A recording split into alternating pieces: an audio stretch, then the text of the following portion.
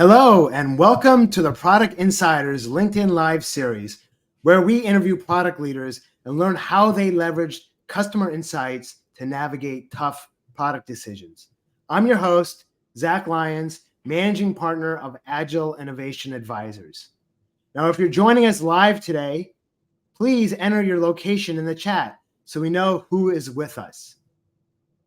Today, our special guest is Emmanuel Watkins, or Manny as he prefers to be called, and he's Principal Product Manager at US Bank. And we'll be asking Manny some questions, but if you have any specific ones for him, please enter them in the chat and we'll get to them in a bit. So with that, let's begin. Manny, thank you so much for joining us today.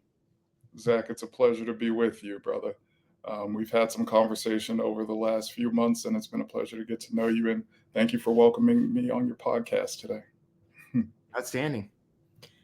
So my first question for you, and I'm sure the audience is curious, is thinking about a tough product decision you've had to navigate. Can you please tell us a little bit about your role at the time and the situation? Sure. Yeah. So I think all of us have we all come from varying experiences when it comes to product. But I think all of us can break this down in a simple path. One, you want to be able to learn. Two, you want to be able to implement what you've learned into a strategy. Three, you want to be able to carry out that strategy. So that's kind of how my career has lined up. My role at US Bank in particular was to start implementing a strategy. And what that strategy really had to do with was, how do we take our customer interaction to the next level? There are various products within the bank that are used. So what we wanted to do was figure out a way to, one, get our customers boarded quicker, aka we want them to be able to transact quicker. And then two, how do we resolve their issues? So coming into the bank was almost about 3 years ago now. That was the major experience, or the major initiative that I needed to undertake. So it was about asking questions of folks, understanding context. If you're new within an organization, it's very hard to establish context and implement a solution when you're struggling with that context. So my role was to define out that fuzziness into a complete vision. Oh, interesting. So maybe help me understand. So as you were getting this context, what did you uncover? What was the challenge or issue that you felt like needed to be overcome? So in particular, it's an interesting problem to think about. So you think about a bank, we think about accounts, we think about debits and credits and stuff like that. But what folks don't realize is banks sometimes have a very profound package of tools, portfolio of tools that they utilize. This portfolio of tool that we were using was a point of sale solution. So within this point of sale solution, what we needed to do was figure out how to get our customers boarded quicker. And then how do we get these customers off the phone with our agents, which was somewhere not even within the industry standard. How do we get our customers off the phone with our agents so that we're solving problems quicker? So starting off with those two strategies is kind of how I defined out the entire vision that we had. And so these customers were merchants? Yeah. Okay. So if you think about ideas, a lot of folks might not be familiar with US Bank, but think about tools like Clover, Square, Toast. These point of sale solutions, what do they do at the basis? They help the customer or the merchants manage their transactions, manage their inventory, have strategic insights on how their inventory is doing, as well as have an automated payment system. So some of these integrate over into Uber Eats, DoorDash, those type of services. This point of sale solution in particular, our goal was, after these merchants have agreed to purchase the tool, how do we get them boarded and transacting quickly? And then two, when they do call us with issues, how do we ensure that those common problems folks have, the common problem that I'm unable to log into my system, my Wi-Fi is not working, my printer isn't working, all those different types of common problems we wanted to make sure we had a solution for, and it was solved quickly. So my goal was to solve those issues in the most strategic way possible. Yeah, it's interesting. As a consumer, I think about those point of sale little card, touch to tap to pay, right? Just sitting on a counter, but there's a much deeper integration, I assume, into the merchant's business, as you just talked about, managing inventory. It's not just a transactional tool, but it actually does a lot of other things in the business. So, so merchants had questions.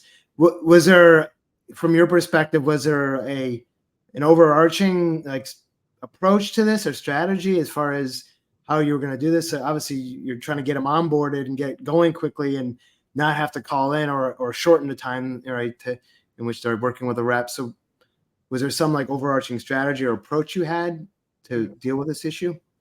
That's kind of like that's the biggest piece that I think as product managers we need to be able to answer.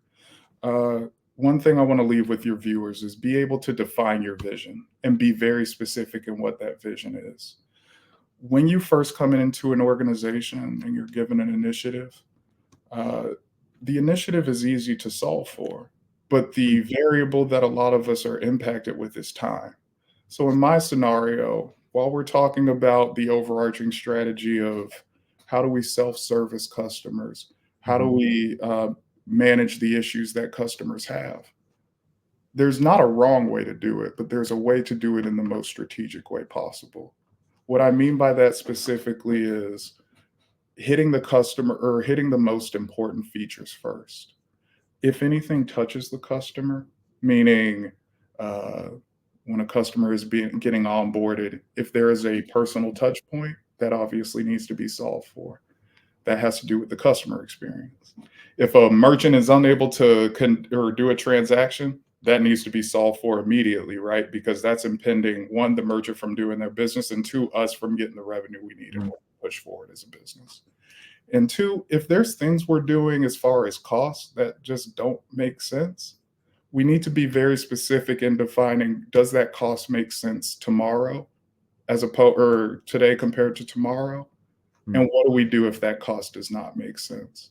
So a part of defining the vision that you have are the classic examples that all of us product folks know when to buy, know when to build, know when to retire. Mhm. So that's kind of what went into my overall strategy of deciding, one, how do we take down the time to onboard? And two, how do we take our customer experience to the next level by way of issue management?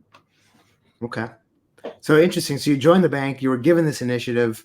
You formulated a vision of what you were trying to do, which is great. You had a clarity on what you were trying to accomplish.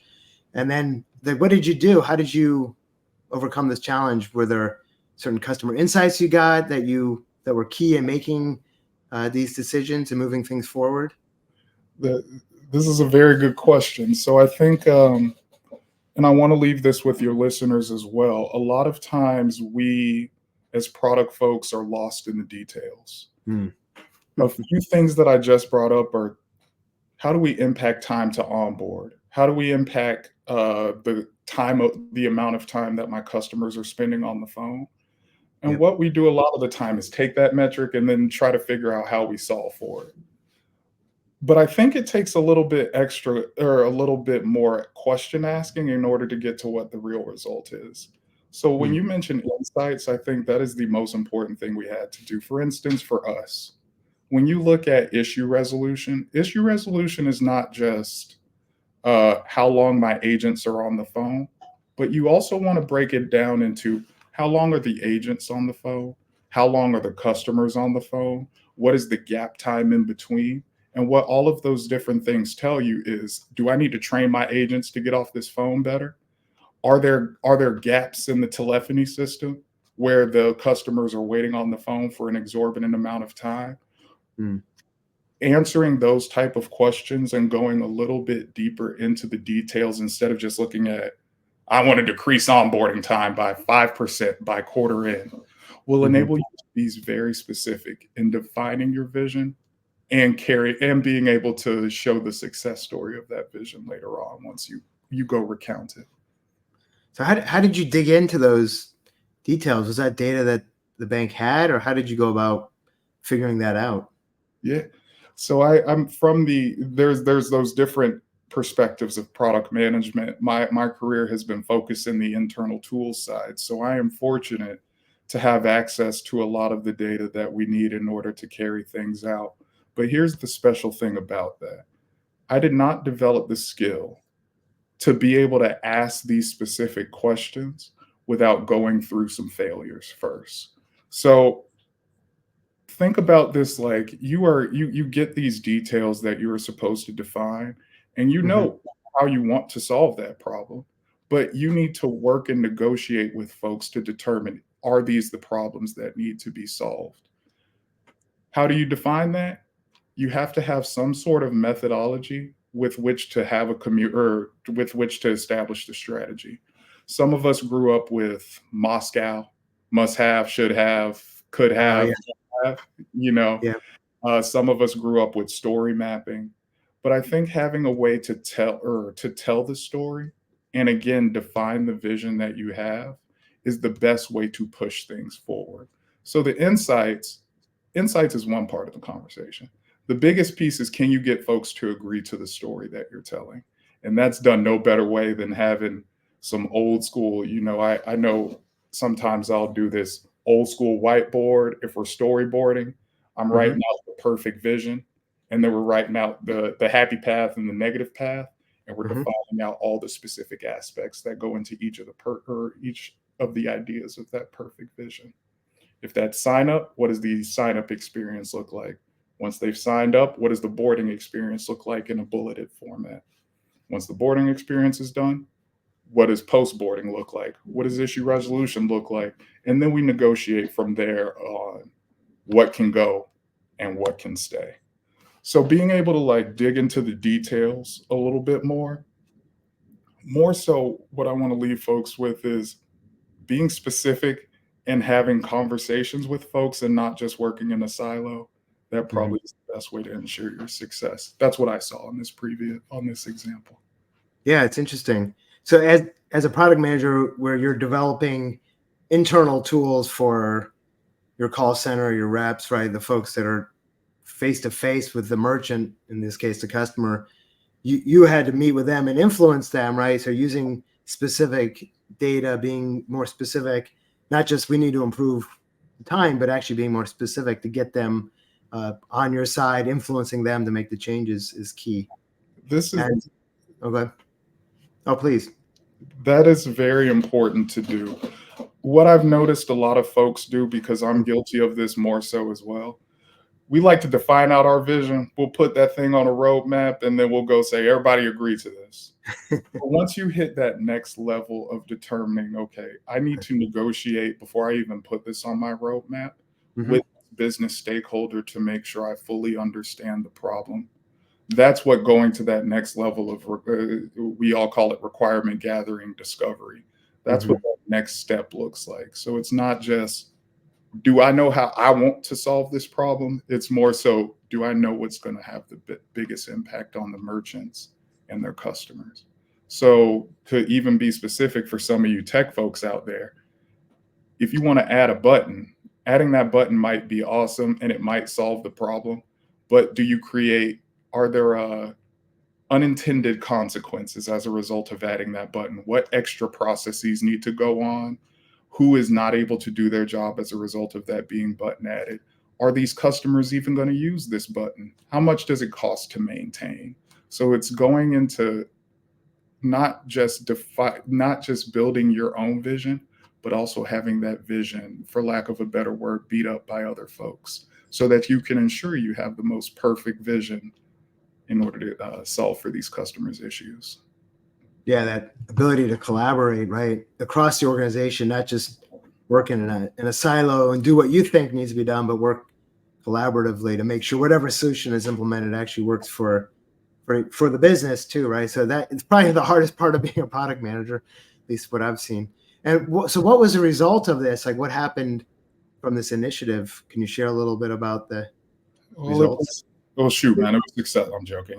Not only was it successful, it was a good learning experience for the organization.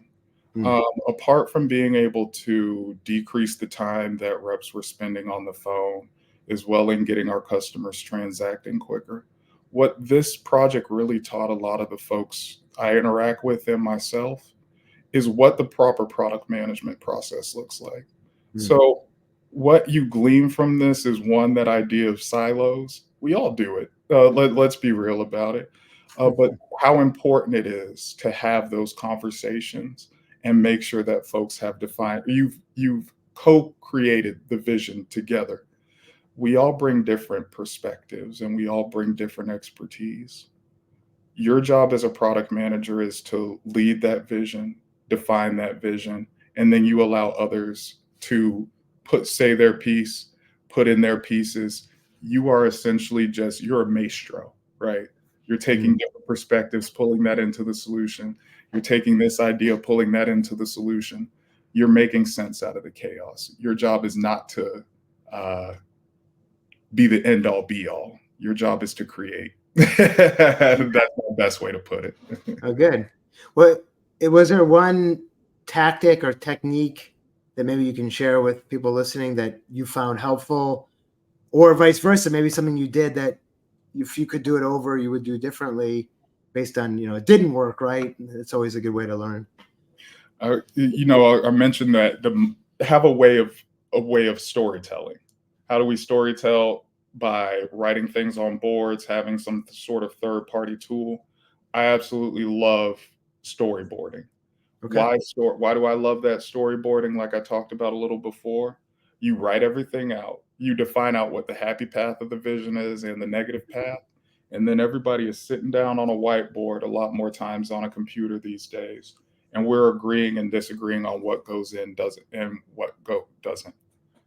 I know some other folks like to do Moscow, must have, could have, should have, won't have, which is awesome too. But what the basis is you need to have a way to drive the conversation. I would not, and then this is getting to the point of what I learned from this.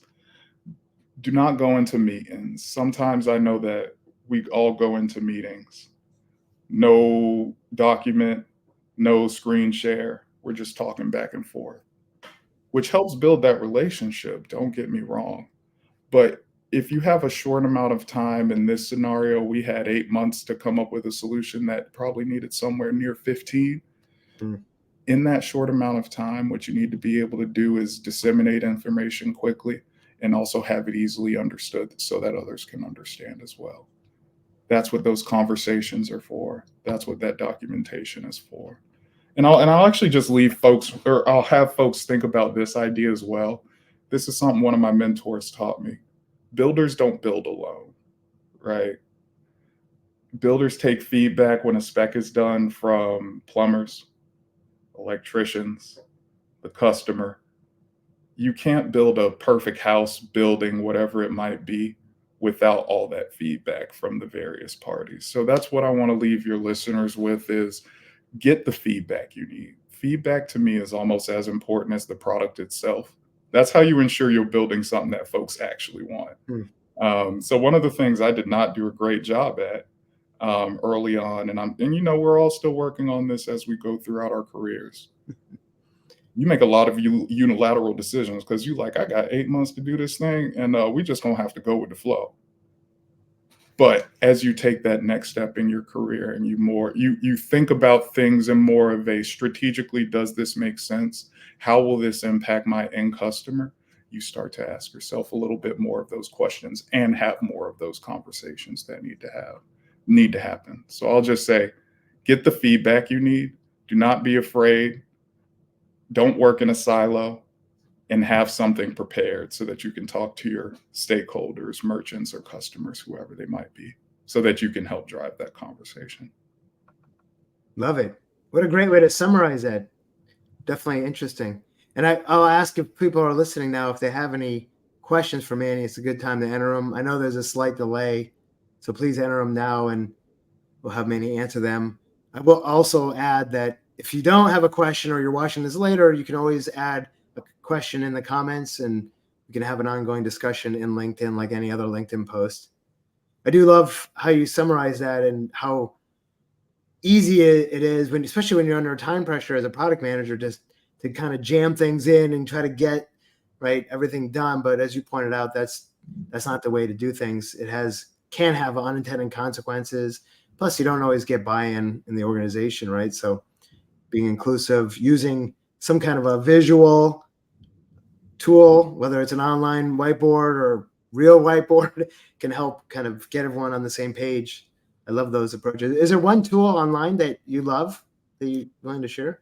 I can't recommend any in particular. I know we've used things like Mentium. Mentium is one that I've heard about. Pretty good storyboarding tool. Okay. There's a few tools out there, depending on folks' context, that could Yep. be free if they're in a smaller company. There are a few out there that are paid that are more done at an enterprise level, but there are a lot of solutions that kind of help drive that process. I know a lot of us probably use the the Atlassian suite of For tools, sure. Confluence, stuff like that. They might even have something in there as well. But the real goal of it being, I would advise folks do a quick search, third party software story mapping, and they would be able to see a lot of information there. But also don't be afraid to just hop on a screen share with your stakeholders and just start detailing out a Excel sheet. You know what I'm saying? It's a little old school, but it does work.